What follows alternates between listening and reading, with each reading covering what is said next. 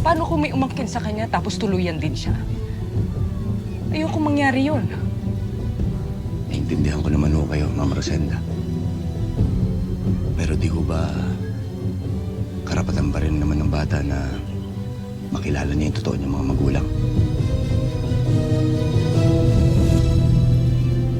Ma'am Rosenda, ngayon wala ho kayong dapat na ikatakot.